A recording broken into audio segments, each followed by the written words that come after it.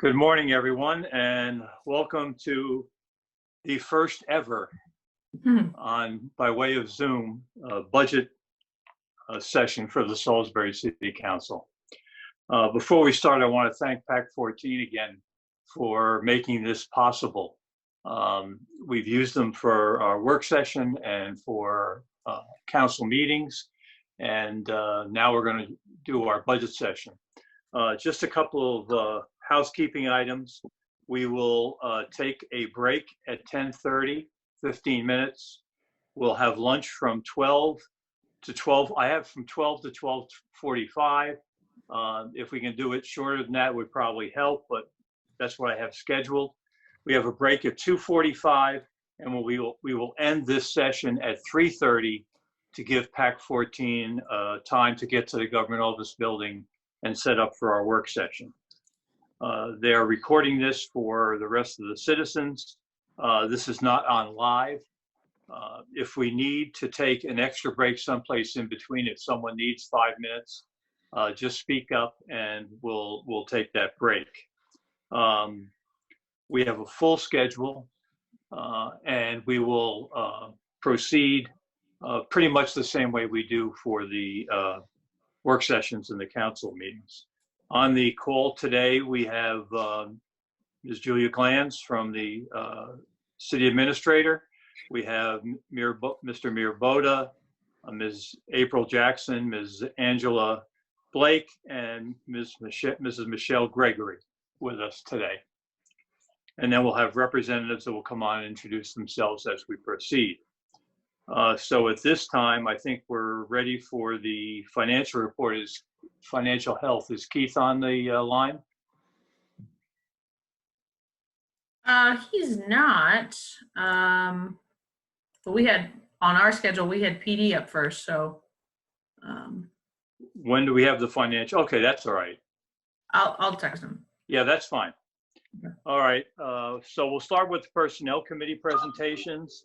As before, we will listen to what you say and then take it under advisement. We probably won't be able to give you any responses today as normal. So the police, I think I saw Nick there. Nick, if you'll come on and please introduce yourself for everybody, I'd appreciate it. All right. Is this working? Yep, you got it. We see you. I've never used this before, so I'm kind of just going on a whim here. No problem, Nick. My name's Nick Melangini. I work for the Salisbury Police Department. I've been on the Personnel Committee now for a number of years. We really don't have a whole lot this year. Say that. I think kind of just our two biggest things kind of seem like it's kind of what we bring up every year is improving our cars. It seems like we're slowly building a better fleet. It's definitely a million times better fleet than when I started 10 years ago. But I know our long-term goal is to expand the take-home car program. And the only way to really do that is to keep a decent influx of cars every year into the fleet so we can keep giving out cars for the take-home program to keep expanding that. I know the past couple of years we've been getting 3. We would like to see more, but definitely no less than 3. If we can at least just keep that number up. I know times are tight right now with everything, but if we can at least hold steady at that number, if we can improve it, it would be awesome. If not, let's at least not go below it. And the only other biggest thing we really have is we kind of feel like we're due for another COLA increase.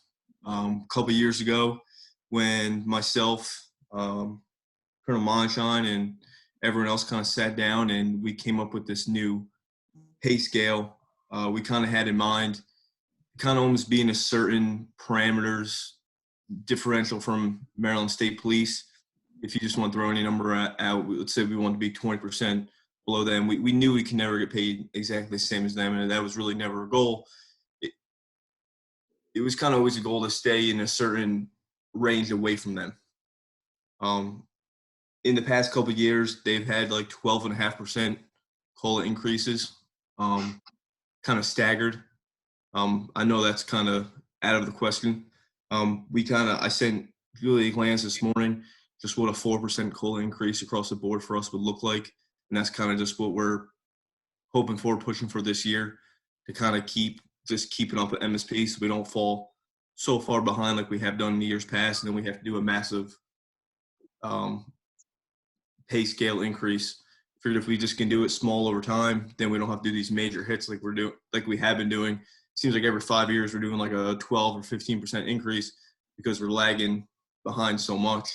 Kind of when they're increasing, we're kind of just trying to go on their coattails and keeping that, let's say 20% behind them the same, and not let that grow so big like it has in the past.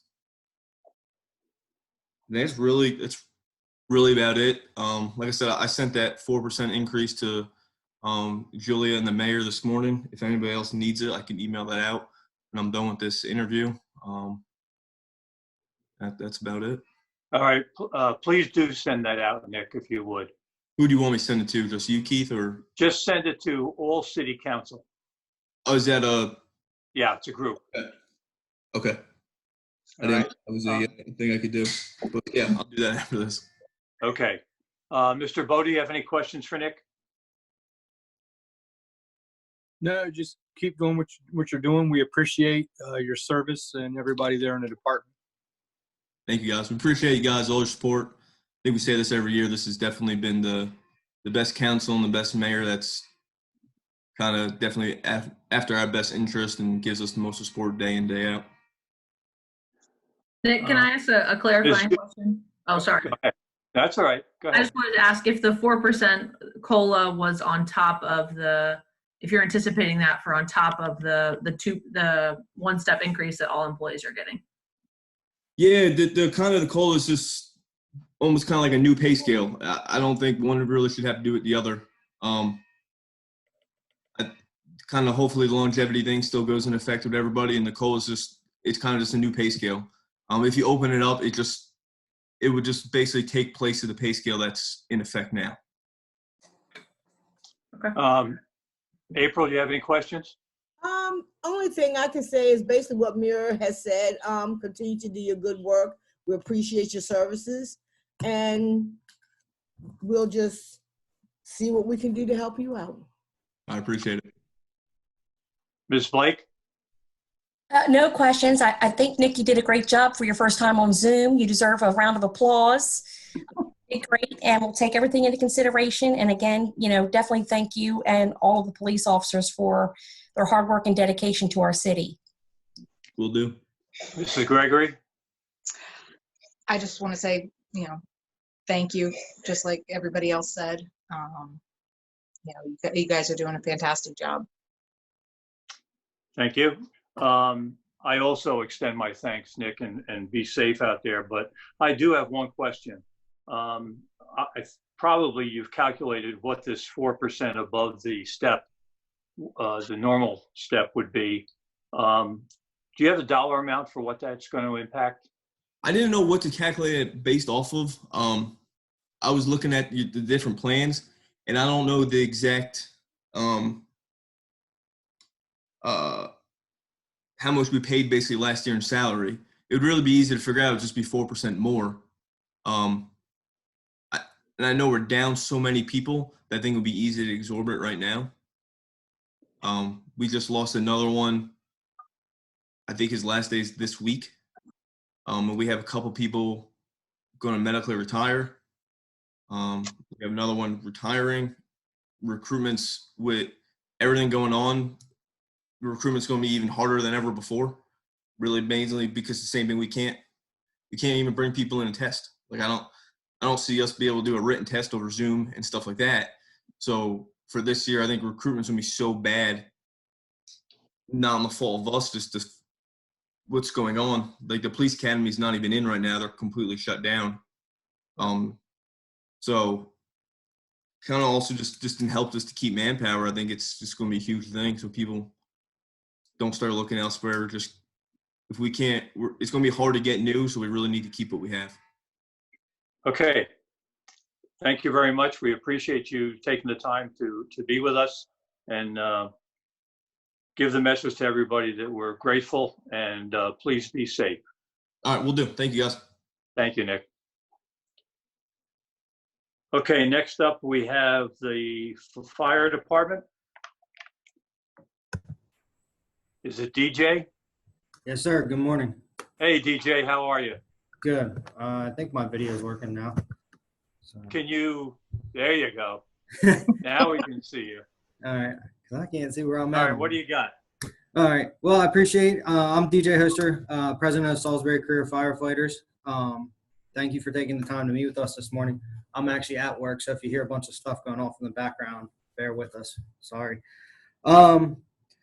So the big things this year, kind of keeping with the same things that we have for years, is time and a half for our employees. I think I've stressed this every year for the last 3 years that I've been involved, and I know they've stressed it. And in talking with all the council members over time, I've stressed time and a half. I know the mayor added an additional $15,000 to our overtime budget, but according to the fire chief and his staff, that's not going to be enough to cover our time and a half needs. But we're the only department in the city that doesn't get it. I mean, I understand we get it after 212 hours in that 28-day pay period, but it doesn't, most people never see that. I've seen it one time in 8 years. So it's kind of hard.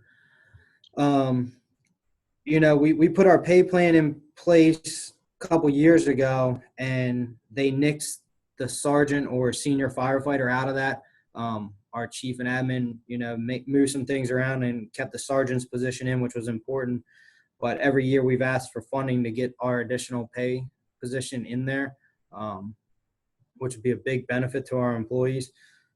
Right now we're not losing people, but if we don't start getting more proactive, we will start to lose people. Anytime the economy is good, the fire department jobs are harder to come by, and it gets harder to get people. The jobs, more departments hire, less people are available for the jobs. It shows in our last testing, we only had, I think, 20 applicants. Only about 11 of them even made it through the process, I believe, give or take a couple people. So we're not getting the numbers, considering when I applied in 2012, there were 76 applicants at that time. So in 8 years, we're seeing a huge decrease in the number of applicants. So if we don't start boosting our pay, Ocean City, and I know we can't compete against Ocean City directly, but they're getting ready to move their starting pay to close to $60,000 a year. Our starting pay is below 40. Now that's for paramedics, but our paramedic starting pay is in the $46,000 range. So, our benefits are great. Our health insurance is great. So that does keep people here and attract some people. But if we don't start boosting our pay to get in line, Ocean Pines, they try to stay within 5% of whatever Ocean City is. I mean, we're going to lose paramedics to Ocean Pines because they can go there and make more money and run less calls and have a less stressful job. We run a lot of calls here, as you guys are well aware of. So getting compensated for it. Obviously the SAFER grant is of the most importance. I know it's funded through this year, but long-term, making sure that we don't lose these personnel, whether that's through additional permanent staffing or keeping the SAFER grant on. I definitely want to see us reapply for the SAFER grant, but I also don't want to use the SAFER grant to keep funding positions forever. I think we need to eventually get those positions into our full-time numbers. As I'm sure the fire chief has done a great job of showing, having Station 2 back open 24 hours, well, first time ever having it open 24 hours a day, we've dramatically decreased our call response times, our turnout times, everything along those nature. We're getting more people to the scene faster, which is very important. As you know, we achieved the ISO rating of 2, and that has something to do with it. So those are the things. And then, the people always are asking about a COLA. It's been many years. There hasn't been one to my knowledge that since I've been here, and I've been here since 2012. So this will be my 8th year. So COLAs, it'd be nice to see a little bit of a pay increase across the board. Because you guys are aware, costs go up every year. I know your costs go up, my costs go up. So there's a fine line between that, but our expenses aren't getting any less. And I know it's a tough economic time, or we're worried about what's going to happen with the whole coronavirus. But but with that, I will turn it back over to you all. Okay, thanks. Thank you, DJ. Mr. Boda, any questions for DJ? No, we'll look into what you have said here and make sure. I think one of our goals is the positions that we got from the Safer Grant.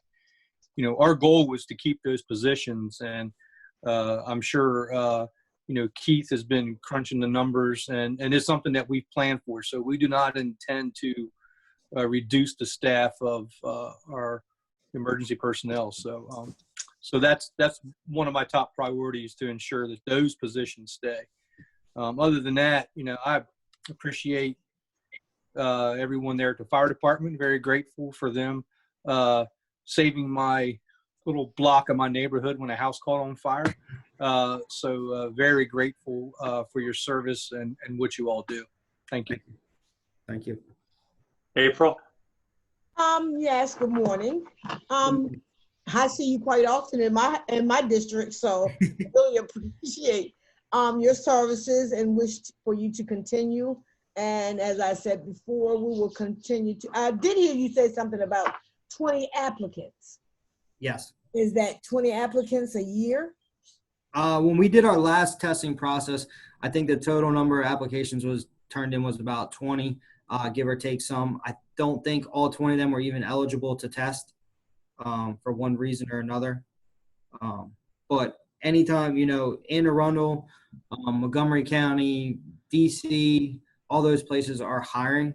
So anytime those places hire, it takes away our pool. So it's harder to get applicants, especially where we're on a limited number of people we can pull from, because you already have to come in trained here to come to work here, versus DC and Anne Arundel County, they're training people off the street. So we already have a limited number of people. And over the years, 7 years ago,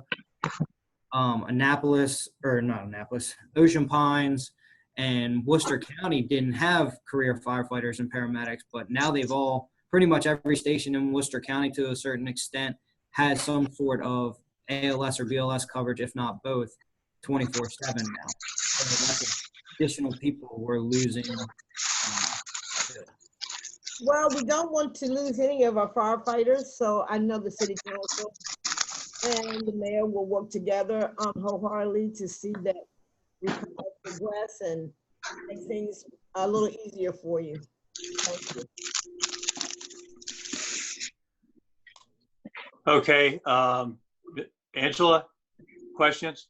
Yeah, good morning, DJ. How are you? Good. Liz, you mentioned something about there was 2 positions that were taken out. Was it a sergeant? And I couldn't hear exactly that you talked about something about 2 positions were asked for at some point, but they were taken out. They were taken out of something. Yeah. So when the mayor and our fire chief and us got together a few years back, we put in, I believe it was 10 pay grades to go from fire chief, deputy chief, assistant chief, captain, lieutenant, sergeant, driver, senior firefighter, and then firefighter, and then probationary firefighter. When that plan came to fruition, from a funding standpoint, they cut out the sergeant's position. So that eliminated a position. So when that was cut, they added our admin, and rightfully so, which is one of the main things we had fought for, was to get our people that were acting lieutenants at the time to get paid for being in that position. So they dropped the senior firefighter and made it a sergeant's position. So for the last 2 years now, we've been asking to try to get the senior firefighter position back funded. That was part of our original pay plan. that costs about, I forget what the fire chief's number is. I know it's a fairly expensive number, but it was something that was supposed to be 2 years ago that got nixed for budget reasons. And every year we keep asking for it, and we keep hearing that it's potentially going to get funded, and then it doesn't. So we would like to see that funded. Okay. And do you know how many positions are funded by the SAFER grant right now? So, Does anybody? 12 What was the question? positions. Oh, 12 positions are funded by the SAFER grant. And when's the SAFER grant run out? This fiscal year or next fiscal year? I don't know the exact. I think they start March. March was their 1-year anniversary of being hired. So We have 2 more years, I yeah, think. 2 more Two years. more. And I think we can start reapplying with 1 year to get additional personnel. As I said, I'm all for using any sort of grant money, anything that the feds will give us to help with our staffing. But I also don't want to be like some of these other departments, such as in Atlantic City, that had people. I had a buddy that was hired up there, and he was on SAFER grant for 7 years. And eventually he ended up leaving because he was tired of not having a full-time guaranteed position. So I don't want to see us make that a long-term Solution. Yeah, but I think short-term, especially with everything going on with the COVID and not knowing exactly what the projections will be in years to come, to make sure that, if we apply for it again, I don't know that that's a bad thing. But I want to make sure those positions are funded. And I know Heath and the fire chief and the mayor and his staff have done a good job of putting money aside and budgeting for it after the 3 years is up. Thank you. Before I forget, if you're not, we're getting a lot of like scratching noises and stuff. If you're not on and speaking, please put yourself on mute, okay? Next up is, let's see, who's next? Mrs. Gregory, questions? No real questions. I just want to say that, I understand you guys are going to be our #1 front line, and I know we're going to be experiencing some tough economic times, but it would be a lot worse without you guys. And I appreciate the stuff that you do. You guys, I have to use your services far too often for my liking, but you guys are fantastic. Always been, every time I've interacted with any of your guys, they've always been very professional and kind. And I hope, we can make things work out for you guys. Thank you. Appreciate that. DJ, the last thing that I'd like to say, I'd like to reinforce what Mr. Boda said.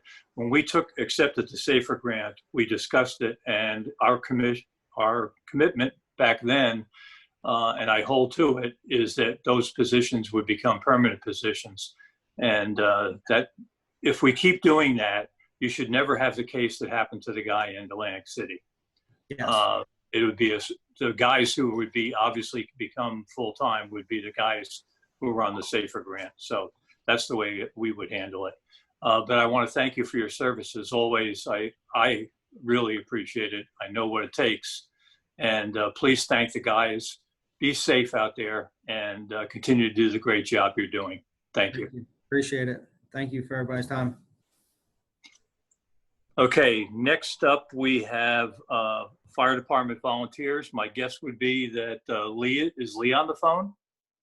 It doesn't look like he is yet, but I emailed him and texted Chief to see if we can hurry him along.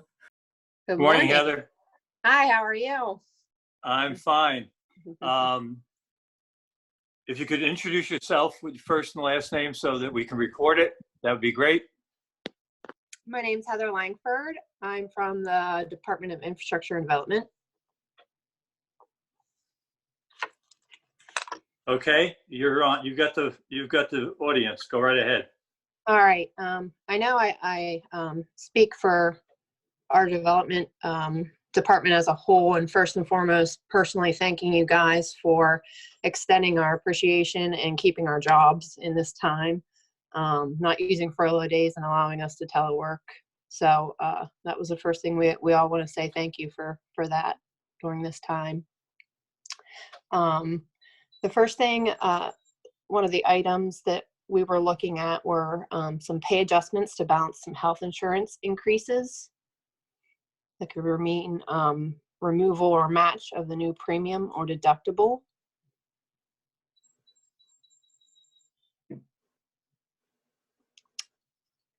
We currently have some vehicles that have been in the shop several times, and some vehicles that are running sparsely. There's oil being carried around within the vehicle that has to be filled. Several that are almost 20 years old. Our E1 and E3 are currently, they've broken down several times within months periods when we were back in the office. So I do know that that is a bigger need. Keep going. We're making notes, and then we'll come back and respond to you. We're not ignoring you. HydroCAD, we're looking for seats to review projects to assist with MS4, stormwater, and our nuisance flooding plan. It's a program for project engineers to review and use. A maintenance plan or budget plan for the plotter. We currently do not have a contract for maintenance. And there have been several issues with the plotter that we've had to try to fix ourselves that have held us up a bit.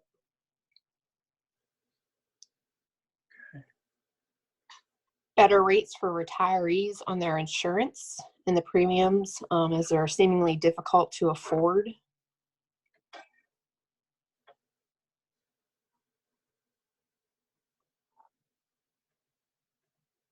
And lastly, pay raise or grade bumping availability within the department based on new titles, job roles, tasks, or reviews. All right, we'll now go through our group and we'll respond. Mr. Boda, questions or comments? As far as the vehicles, you know, and I was trying to quickly search through the budget. Do you know if there were any in the budget for this year, or did he not enter any in? I did not see any when I looked. There were a lot. There's a lot to go through, but I did not see any. Here, Amanda did not forward any vehicle requests this year. Okay. Is that it, Mir? That's it. Okay. Ms. Jackson? I don't have a question, but if we have 20-year-old vehicles and we have vehicles that we're riding oil around, there's a great need for vehicles. So that's my only stance on that. And in order to keep infrastructure and development moving forward and progressing,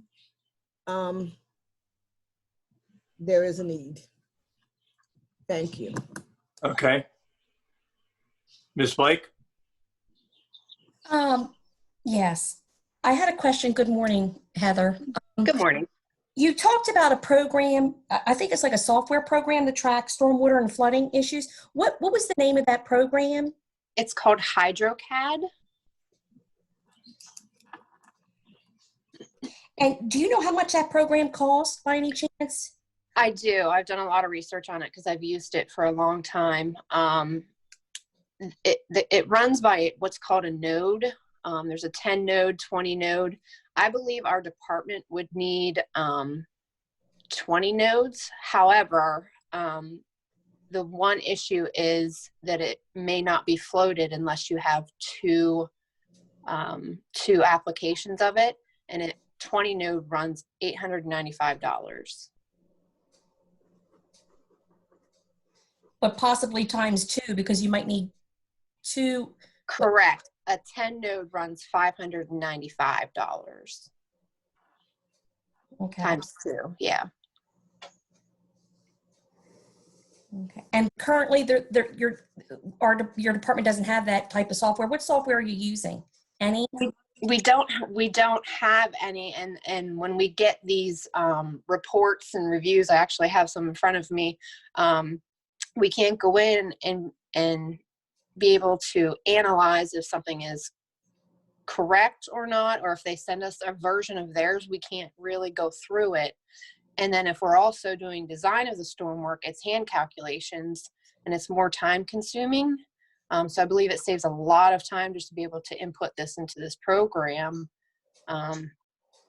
I've used it for 13 years. I think it's a wonderful program. It MDE approves it, and that's who runs the regulations for the stormwater and whatnot. So and it helps with MS4 tracking as well. Okay. Thank you very much. Thank you. Thank you, Angela. Next up, Michelle. Sorry, I was taking notes. I really don't have any questions. Okay, thank you. Heather, follow-up question, because I was going to ask the same thing about the HydroCAD. How many man-hours a week would this save? Oh my goodness. If you don't know, that's okay, but if you could do some research and get it to us. Yes, I can do that. It would be a large amount because you're talking hand computations, or even if you're doing it in Excel, it's not running it through the whole program. So right. You do one change in HydroCAD and it changes the whole. Gotcha. So yeah, I can crunch some numbers. Because the numbers, while they're reasonable, if you had a return on investment, I truly then it believe makes a lot of sense. Yeah, right. Okay. So if you can get that to us, that would be great. Sure. Thank you very much. I don't have any other questions. Look, you guys do a great job. Thank you very much. Please tell everyone in the group we appreciate what they do. It's a shame I can't stop down and see everybody like I normally do, but soon, hopefully, soon. I know. It's good to see some faces at least, yes. Thank you, Heather. Appreciate it. Can I ask you a question, please? Sure, go right ahead. The no contract for maintenance. Could you give me some information on that, Heather? Yes, we don't have the maintenance contract through DeCarlo, and the last time we had a contract, it was approximately $3,000. So I did like a 10% and then just rounded up. So I'm looking at probably $3,500 for the maintenance contract. And that's just with, the growth rate through the years that I added. So again, that's an approximation. Okay. Thank you. Is that a, how often is it down? Ooh, several times a month, I want to say. Several times a month. Mm-hmm. Okay. Thank you very much, Heather. Appreciate it. Have a great day. Thank you. You do the same. Be safe. You too. Bye-bye, guys. Tom, on yet? Pete is. Morning. Oh, Pete is. Okay, Pete's going to do it. Morning. Thank you for waiting. I'm sorry, I was a little behind. No problem. Pete, if you would please, for the record, please state your first and last name and the department you're representing. Peter Torgo from Traffic Department in Field Ops. All right, Pete, the floor is yours. Now, what we'll do is we'll let you make your presentation, and then we'll have comments or questions individually as we go forward. Go right ahead. Morning. Did everyone get the document? I'm sorry. I had shared a document. I emailed the document over last week. Yeah, I have it. I will do a screen share. Hold on one second. Okay. Great. Thank you very much. The number one request is always higher pay, a pay raise, and pay, or pay, at the very least, a pay study. But we did hear about the market adjustment for grade 5 and below, and that would make a big difference to a lot of people in our division. So that was that's always the number one concern, is a lot of individuals feel like they're moving closer and closer to minimum wage for work that is well above minimum wage level work. But that market adjustment would make a big difference. Traffic department, as usual, has the largest list of anybody. We would like to get some additional electricians, 2 to 3, enough to make their own crew. At least one of them would need to have significant experience, 3 to 5 years, and that would enable the electricians to have 2 crews, one to focus only on street lights and traffic signal inspection, installation, and repair, and one to do all the other projects that need to be done: outlets, lights, heaters, festival and event setups, all the other things that is now, a lot of it is getting contracted out simply because we just don't have the manpower to keep up with all of that and the basic maintenance of the street lights and traffic signals. Again, any kind of compensation we could get for on-call status. This is not for responding to calls, but just some token compensation for all the employees who are on call, whose lives are affected by the fact that they can't do a lot of things on their downtime that they would normally do, which would include second jobs. Volunteer firefighters have had issues with being on call in terms of losing response times because they've been on call and not able to respond. So this is something we've asked for a number of years, and unfortunately we just don't have a great suggestion as to what we could receive for that, but it's something that a lot of people have expressed an interest in. Again, for traffic signals, there's a conflict monitor testing equipment or program. A conflict monitor is an essential piece of a traffic light control system. It's essentially the layman's version of what this equipment does is it prevents malfunctioning signals from causing an accident. It detects if there is a problem in the software that's running or in the signal itself that would cause a conflicting signal, which would be like 2 green lights in the same direction. This is the piece of equipment that would keep that from happening and causing an accident. There are 30 traffic signals in the city, and the standard for inspection of the conflict monitors is every 2 years. And currently there's not a real testing system in place. It's just replace them as they go bad because we just don't have the equipment and the manpower. It's $275 plus shipping to send one to a qualified inspector. And then you would need to have a backup piece installed also. We could do in-house testing with the equipment. For the last pricing we got was approximately $6,000. And that would reduce the need for replacements because equipment could be removed, inspected, and reinstalled if it's functioning properly. For the cost for the equipment would be approximately $6,000, but that would have the advantage of being done in-house and being able to get back in the field potentially same day. We would also like a street striping machine. As I understand it, several people above me are researching a contract with another company. I don't know which companies they've requested bids from right now, unfortunately. But unfortunately, State Highway, even though they've been very reliable and done an excellent job for us for a number of years, they're just stretched too thin now to keep up with our needs. I've only been able to get 1 day of painting in with them in the past 10 months now. And unfortunately, that's just not enough to keep up. That's barely enough to do some of the 1 or 2 major roads a year, and we're just falling further and further behind. In terms of equipment, the trencher, the ditch witch, is approximately 16 years old. It's a piece of equipment that's a small digging bucket and a digging chain. We use it a lot for trenching conduit lines into the ground for light poles and any other kind of underground work. The engine is beginning to lose a little bit of power and reliability.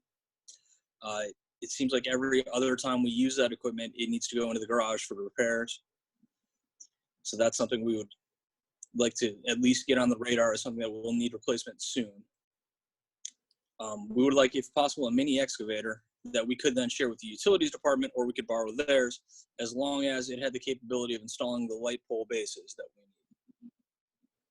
And our aero board is 13 years old. It's at the end of its lifespan too. It's still working for now, but there are newer, safer, and brighter models available. Street department, moving on, would like a 1-ton dump truck, an additional 1 ton.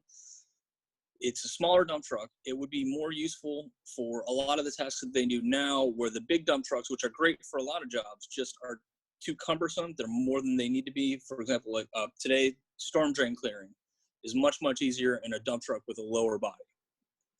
Brush removal, anything like that where guys are physically moving things into the back of the truck by hand. All of that is much, much easier with a smaller 1-ton dump truck than the full size. It would also be even useful for the bulk pickup that we do for the twice-a-year sanitation-free bulk pickup. Utilities is again requesting a mini excavator.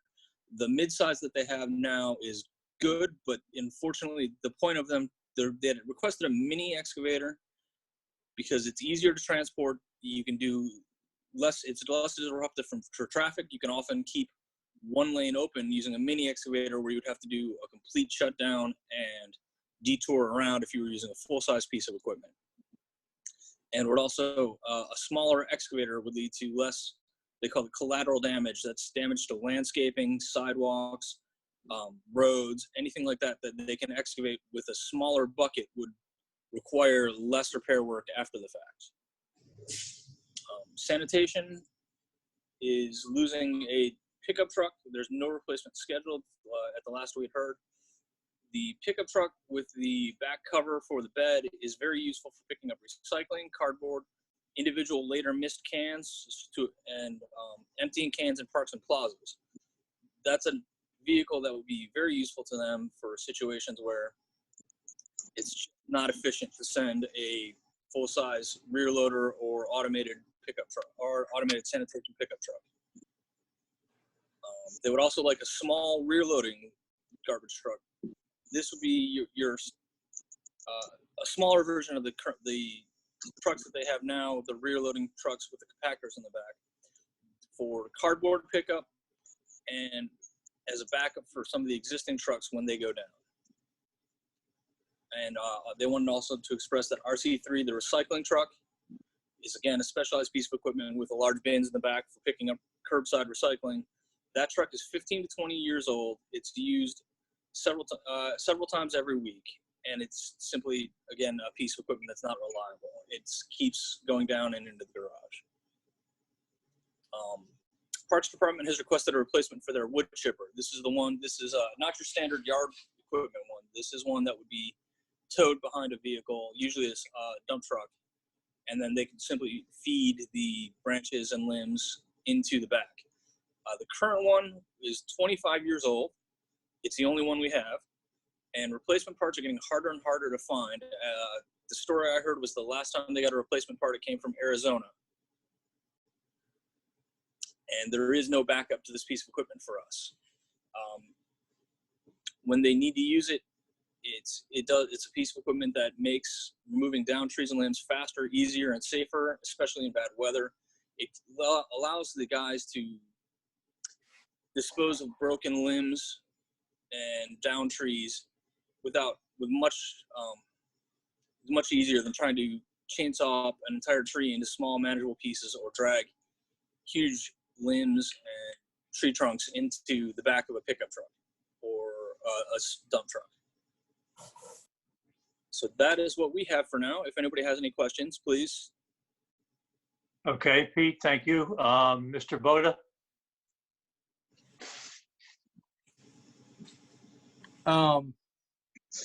That's a lot. We're gonna have to discuss a lot of that. So is any of that, and I was trying to pull up the CIP and I can't find it. Is any of that in the CIP that we know of? Any of those items?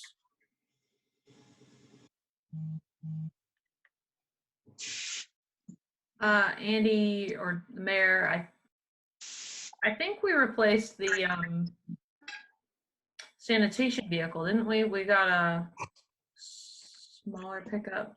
I may be making that up. There's something. I'm not sure. Most of our, we can do a line by line comparison and see if any of those are CIP items. We can get you that, Mir. Okay, thank you. Yeah. Is Keith on? Audrey? Julia? went away, maybe, or maybe I can't see him. I don't see him. No, he disappeared. Will you send him an email and ask him to do a line by line? April, any questions? The only question that I do have is about the electricians. Sure. So we don't have any electricians.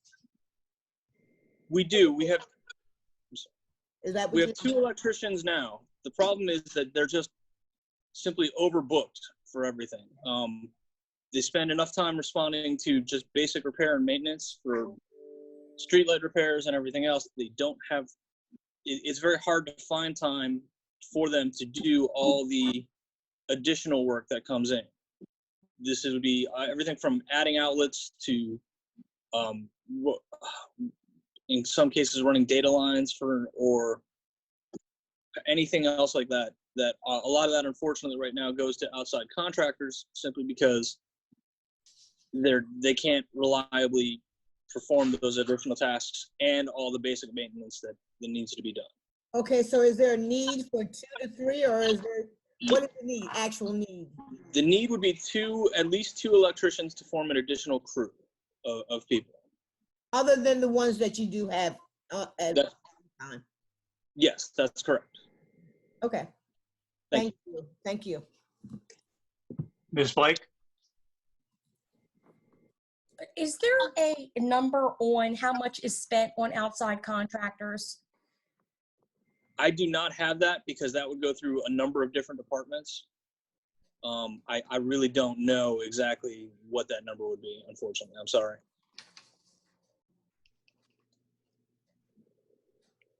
You're asking specifically related to electrical work, Angela? Yeah, because one of the things they're requesting additional electricians, and then have to use outside contractors. I'm wondering what the price comparison is on how much work they have to contract out, and look at that number versus what it would cost for personnel. Right. We can try to get that number from all the different lines and get it. Okay. That was it. Thank you for your presentation. Thank you. Michelle, you're up. So I'm looking through this. Thank you for forwarding that, Julia. That was going to be my first question, if I could see that, because I'm looking at my phone screen and can't quite read it. So I'm looking at this list, and it's looking like the more dire needs are the wood chipper and the trucks, the recycling truck, and the Dodge pickup that was retired. I mean, in your opinion, what are the more dire needs? If you were to prioritize. I would agree that the wood chipper, especially considering we're approaching hurricane season, and that's one of those pieces of equipment that tends to get used a lot in the summertime. Yeah, I kind of figured. That's it. The one they have now it's up and down again. And unfortunately there is no replacement for it right now. And we had talked about rentals, but by the time you need a rental in these situations, it's almost too late. Yeah. And when they would really need one, if we get another really bad event where we spend 3 days to a week just cleaning and removing limbs, at that point in time, all the rentals are booked by contractors. Right. And yeah, it kind of goes without saying, it's probably just more cost effective. Mm-hmm. Yeah, and I think the dump trucks for street department, and the biggest concern with sanitation would be probably that pickup truck or the recycling truck. Recycling truck. Okay. All right. Well, that was about it. Thank you. Thank you. Thank you, Michelle. Pete, just 2 questions. You talk about a mini excavator. Mm-hmm. How often is that used?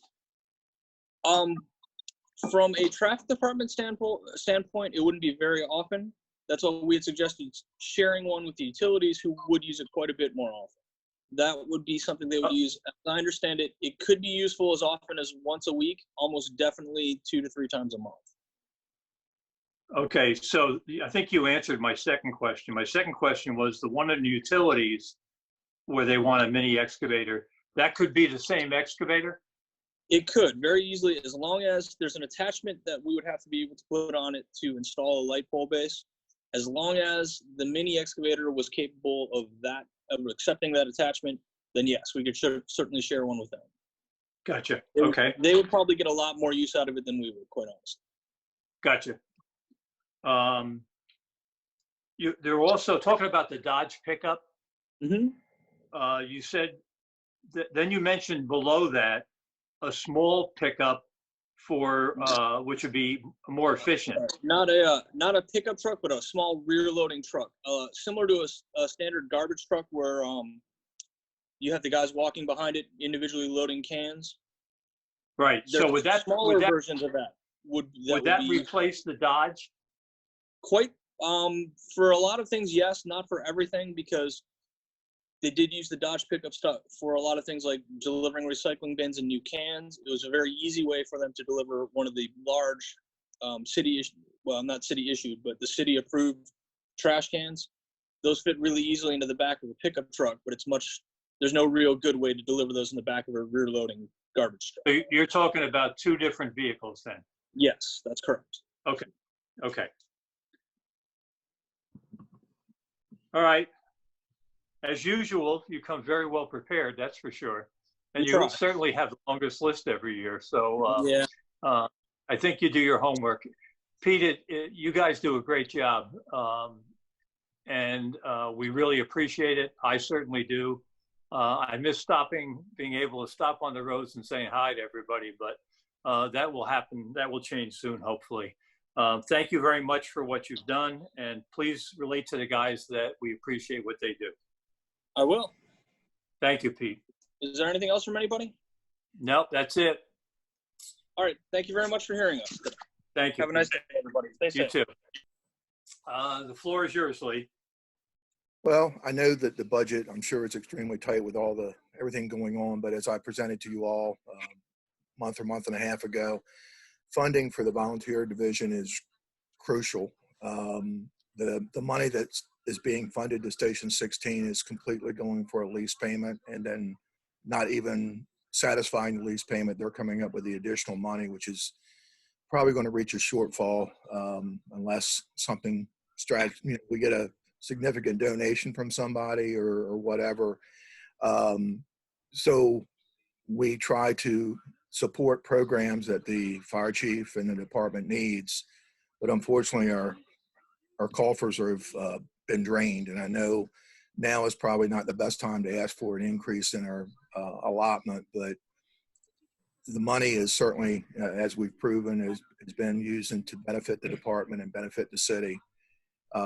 Even to the point now we've supported money towards the SCBA project. I know that city came up with a big portion of that, but the volunteer component kicked in to buy the compressor and face pieces and a lot of other things. So the money's certainly not being used in manners that aren't to benefit the department or the city.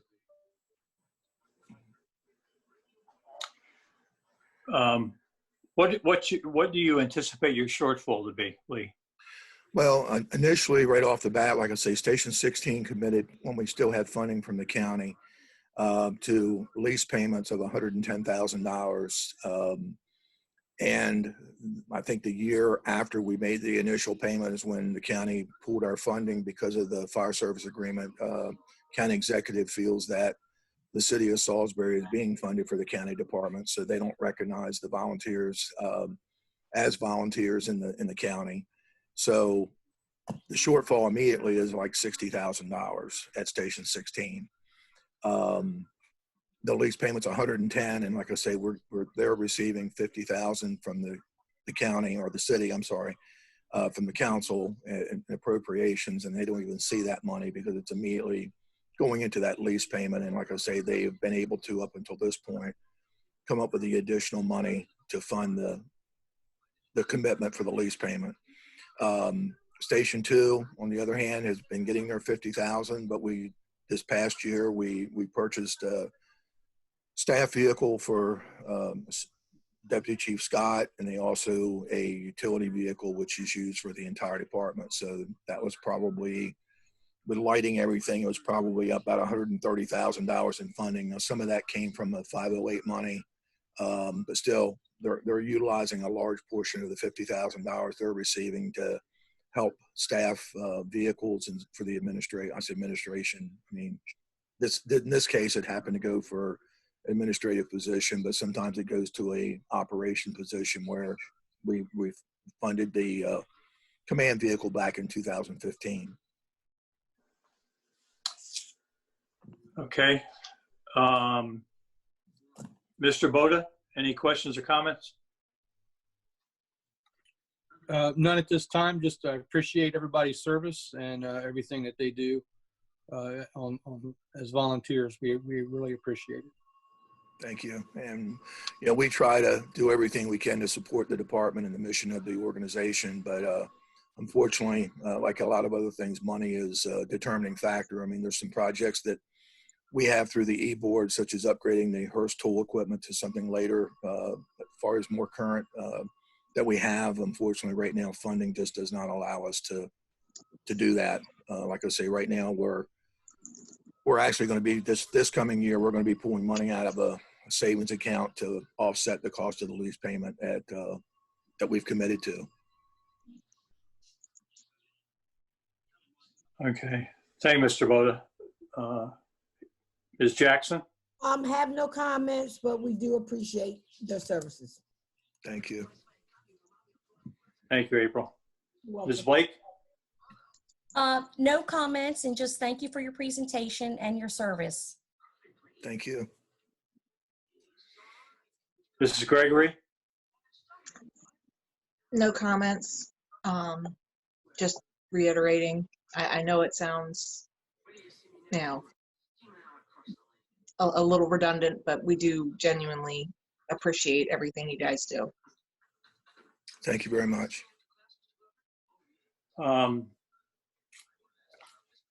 Lee, I don't really have any questions. I just would like to thank you guys who are on the line, who volunteer to be on the line. And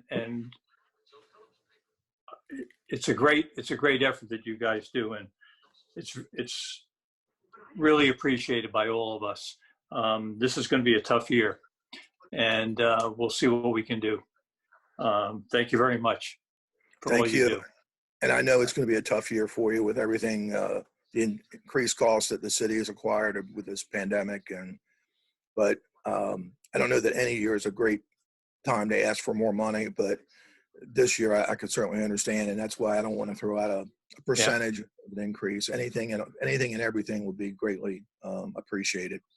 Thank you, Lee. Thank you. Have a great day. Everybody stay safe. You too. Be safe.